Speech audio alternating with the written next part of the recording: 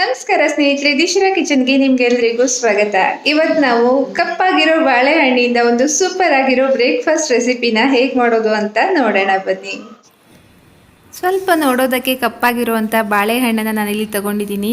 ಹಣ್ಣು ಹೊರಗಡೆ ಕಪ್ಪಾಗಿದ್ರೂ ಕೂಡ ಇದು ತುಂಬಾ ಚೆನ್ನಾಗಿರುತ್ತೆ, ಸ್ವೀಟಾಗಿರುತ್ತೆ ಬಾಳೆಹಣ್ಣು. ಆದರೆ ನೋಡೋದಕ್ಕೆ ಹಾಗೆ ಕಾಣುತ್ತೆ ಅಂತ ತುಂಬ ಜನ ಇದನ್ನು ತಿನ್ನೋದಕ್ಕೆ ಇಷ್ಟಪಡಲ್ಲ.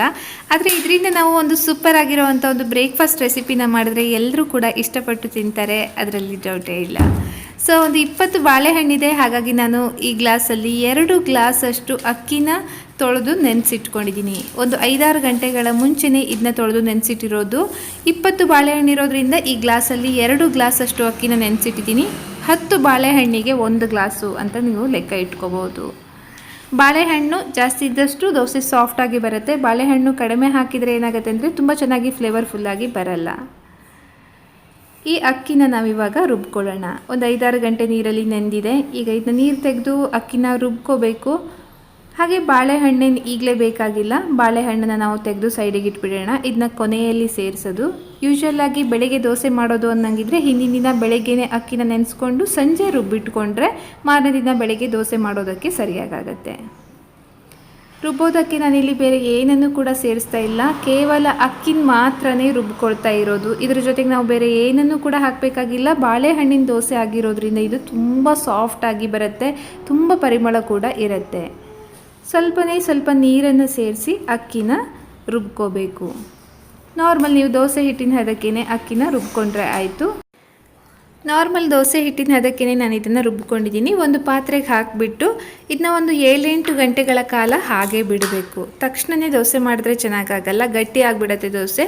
ಸೊ ಈ ದೋಸೆ ಹಿಟ್ಟನ್ನು ಬೇರೆ ಏನು ಕೂಡ ಹಾಕಿಲ್ಲ, ಕೇವಲ ಅಕ್ಕಿನ ಮಾತ್ರನೇ ರುಬ್ಕೊಂಡಿರೋದು. ಇದನ್ನು ಹಾಗೆ ಒಂದು ಪಾತ್ರೆಗೆ ಹಾಕಿ ಮುಚ್ಚಳ ಮುಚ್ಚಿ ಒಂದು 7-8 ಗಂಟೆಗಳ ಕಾಲ ಇದನ್ನು ಹಾಗೇ ಬಿಡಿ. ಯೂಶ್ವಲಾಗಿ ನಾನು ಹಿಂದಿನ ದಿನ ರಾತ್ರಿಯೇ ಇದನ್ನು ರುಬ್ಬಿ ಸೈಡಿಗೆ ಇಟ್ಟಿರ್ತೀನಿ. 7-8 ಗಂಟೆಗಳಾಗೋಷ್ಟೊತ್ತಿಗೆ ಇದು ತುಂಬ ಚೆನ್ನಾಗಿ ದೋಸೆ ಹಿಟ್ಟೇನಿದೆ ಫಾರ್ಮೇಟ್ ಆಗಿರುತ್ತೆ. ಬೆಳಿಗ್ಗೆ ನಾವು ಇದನ್ನು ದೋಸೆ ಮಾಡೋದಕ್ಕೆ ಹಿಟ್ಟು ರೆಡಿಯಾಗಿರುತ್ತೆ. ಈಗ ಈ ಹಿಟ್ಟು ಫರ್ಮೇಟ್ ಆಗಿರೋದ್ರ ಜೊತೆಗೆ ಎಕ್ಸ್ಟ್ರಾ ನೀರೇನಿರುತ್ತೆ, ತುಂಬ ಜಾಸ್ತಿ ನೀರು ಹಾಕಿದರೆ ನೀರೆಲ್ಲ ಮೇಲ್ಗಡೆ ನಿಂತಿರುತ್ತೆ. ಜಾಸ್ತಿ ನೀರಿದ್ದರೆ ಆ ನೀರನ್ನು ತೆಗೆದುಬಿಡಿ. ಯಾಕೆಂದರೆ ಬಾಳೆಹಣ್ಣಿನ ಪಲ್ಪ್ ಹಾಕಿದ್ಮೇಲೆ ನೀವು ತುಂಬ ಜಾಸ್ತಿ ನೀರಿದ್ದರೂ ದೋಸೆ ಚೆನ್ನಾಗಾಗಲ್ಲ. ಸ್ವಲ್ಪ ಹಿಟ್ಟು ಗಟ್ಟಿ ಕನ್ಸಿಸ್ಟೆನ್ಸಿನಲ್ಲೇ ಇರೋದ್ರಿಂದ ಎಕ್ಸ್ಟ್ರಾ ನೀರಿದ್ದರೆ ಅದನ್ನು ಫಸ್ಟೇ ತೆಗೆದುಬಿಡಿ. ಅಕ್ಕಿ ಹಿಟ್ಟನ್ನು ಮಾತ್ರನೇ ಈಗ ಉಳಿಸಿದ್ದೀನಿ. ಆ ನೀರನ್ನು ನೀವು ಹಾಗೆ ಇಟ್ಕೊಳ್ಳಿ, ಆಮೇಲೆ ಬೇಕಿದ್ದರೆ ಇದ್ರ ಜೊತೆಗೆ ನಾವು ಸೇರಿಸ್ಕೋಬಹುದು. ಸೊ ಒಮ್ಮೆಗೆ ಹಿಟ್ಟು ತೆಳ್ಳಗಾದರೆ ದೋಸೆ ಚೆನ್ನಾಗಿ ಏಳ್ಸೋದಕ್ಕೆ ಸಾಧ್ಯ ಆಗಲ್ಲ, ಹಾಗಾಗಿನೇ ಈ ಒಂದು ಪ್ರೋಸೆಸ್ ಅಷ್ಟೇ. ಬಾಳೆಹಣ್ಣನ್ನು ನೀವೇ ನೋಡ್ಬೋದು, ಕಪ್ಪಾಗಿದ್ರೂ ಕೂಡ ಒಳಗಡೆ ಏನೂ ಆಗಿಲ್ಲ. ತುಂಬ ಅಂದರೆ ತುಂಬಾ ಚೆನ್ನಾಗಿದೆ ಬಾಳೆಹಣ್ಣು. ಹಾಗೆ ಸ್ವಲ್ಪ ಜಾಸ್ತಿ ಸ್ವೀಟ್ ಕೂಡ ಆಗಿರುತ್ತೆ. ಇದ್ರ ಜೊತೆಗೆ ನಾವು ಎಕ್ಸ್ಟ್ರಾ ಸ್ವೀಟ್ನ ಅಗತ್ಯ ಬೀಳಲ್ಲ. ಬಾಳೆಹಣ್ಣಿನ ಸ್ವೀಟೇ ತುಂಬ ಸೂಪರಾಗಿ ಬಂದಿರುತ್ತೆ. ಎಲ್ಲ ಬಾಳೆಹಣ್ಣುಗಳನ್ನು ಒಂದೊಂದಾಗಿ ಸಿಪ್ಪೆ ತಗೊಳ್ತೀನಿ. ಸೊ ನೋಡೋದಕ್ಕೆ ಕಡ್ತಿದೆ ಅಂತ ಅನಿಸುತ್ತೆ, ಬಟ್ ನಿಜಕ್ಕೂ ಕೂಡ ಈ ಬಾಳೆಹಣ್ಣು ಎಸ್ಪೆಷಲಿ ಏಲಕ್ಕಿ ಬಾಳೆಹಣ್ಣು ತುಂಬ ಅಂದರೆ ತುಂಬಾ ಚೆನ್ನಾಗಿರುತ್ತೆ. ಯಾವ ಬಾಳೆಹಣ್ಣಿನ ಬೇಕಿದ್ರೂ ಕೂಡ ಯೂಸ್ ಮಾಡ್ಬೋದು ನೀವು, ಅದೇ ಆಗಬೇಕು ಅಂತ ಏನೂ ಕೂಡ ಇಲ್ಲ. ಬಟ್ ಈ ನಮ್ಮ ಊರ ಕಡೆ ಮೆಟ್ಗ ಅಂತೀವಿ ನಾವು, ಇದನ್ನ ತುಂಬ ಅಂದರೆ ತುಂಬ ಚೆನ್ನಾಗಿ ದೋಸೆ ಪರಿಮಳವಾಗಿ ಇರುತ್ತೆ. ಇದನ್ನ ಮಿಕ್ಸಿ ಜಾರಿಗೆ ಹಾಕಿ ಒಮ್ಮೆ ಸ್ವಲ್ಪ ಅದ್ರ ಜೊತೆಗೆ ನೀರನ್ನು ಸೇರಿಸಿ ಹಾಗೇ ರುಬ್ಕೊಳ್ತೀನಿ. ಬೇರೆ ಏನು ಕೂಡ ಹಾಕಬೇಕಾಗಿಲ್ಲ. ಬಾಳೆಹಣ್ಣನೇನು ಕಟ್ ಮಾಡೋ ಅಗತ್ಯನೂ ಇಲ್ಲ, ಹಾಗೇ ಮಿಕ್ಸಿ ಜಾರಿಗೆ ಹಾಕಿ ನಾವು ಒಮ್ಮೆ ಅದನ್ನ ಗ್ರೈಂಡ್ ಮಾಡಿಕೊಂಡು ಪೇಸ್ಟ್ ಮಾಡಿಕೊಂಡ್ರೆ ಆಯಿತು.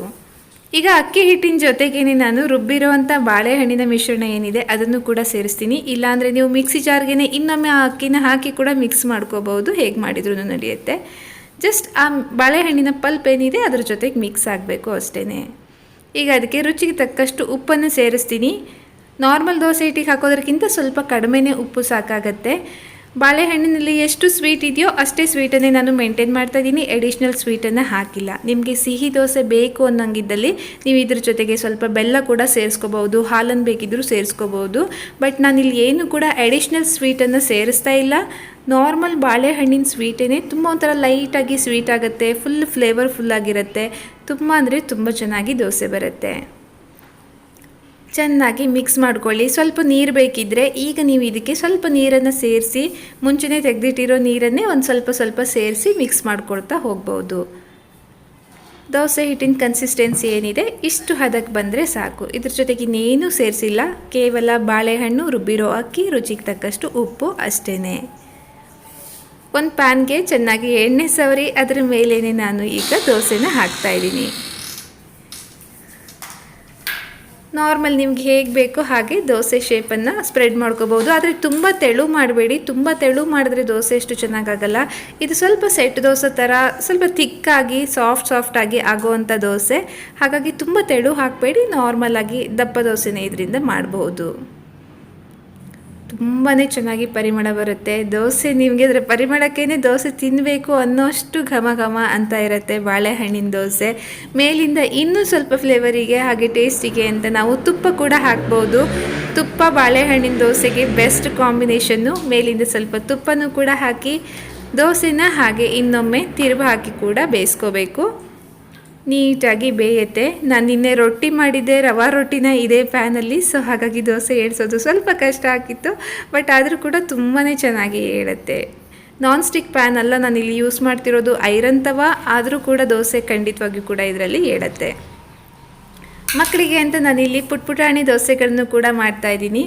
ಮಕ್ಕಳಿಗೆ ತುಂಬ ಇಷ್ಟ ಆಗುತ್ತೆ ಬಾಳೆಹಣ್ಣಿನ ದೋಸೆ. ಪುಟ್ಟ ದೋಸೆಗಳನ್ನು ಮಾಡಿ ನಾವು ಸ್ಕೂಲ್ಗೆ ಕೂಡ ಇದನ್ನು ಬಾಕ್ಸ್ಗೆ ಹಾಕಿ ಕಳಿಸ್ಬೋದು.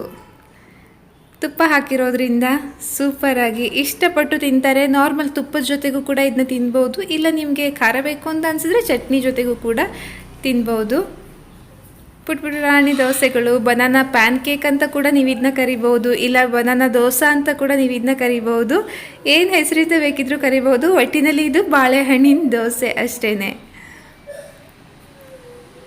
ಪುಟ್ಟ ಬನಾನಾ ದೋಸೆ ರೆಡಿ ಆಯಿತು. ನೋಡಿದ್ರಲ್ವ ಬಾಳೆಹಣ್ಣಿನ ದೋಸೆನ ಹೇಗೆ ಮಾಡೋದು ಅಂತ. ಸೂಪರಾದ ಟೇಸ್ಟಿಯಾದ ಬಾಳೆಹಣ್ಣಿನ ದೋಸೆ ತಿನ್ನೋದಕ್ಕೆ ರೆಡಿ. ನೋಡಿದ್ರಲ್ವ ಬಾಳೆಹಣ್ಣಿನ ದೋಸೆ ಹೇಗೆ ಮಾಡೋದು ಅಂತ. ತುಂಬಾ ಸುಲಭ, ತುಂಬಾ ರುಚಿಯಾಗಿರುತ್ತೆ. ಖಂಡಿತವಾಗಿ ಕೂಡ ಮನೆಯಲ್ಲಿ ಒಮ್ಮೆ ಟ್ರೈ ಮಾಡಿ ನೋಡಿ. ಹಾಗೆಯೇ ಇವತ್ತಿನ ವಿಡಿಯೋ ಇಷ್ಟ ಆಗಿದ್ರೆ ಕೂಡ ಒಂದು ಲೈಕ್ ಮಾಡಿ, ಹೊಸಬರಾಗಿದ್ದರೆ ಸಬ್ಸ್ಕ್ರೈಬ್ ಮಾಡಿ. ಅನಿಸಿಕೆಗಳನ್ನ ಆ್ಯಸ್ ಯೂಶುವಲ್ ಕಮೆಂಟಲ್ಲಿ ತಿಳಿಸಿ. ಸಿಗೋಣ ಮುಂದಿನ ವಿಡಿಯೋದಲ್ಲಿ. ಅಲ್ಲಿವರೆಗೆ ಧನ್ಯವಾದ.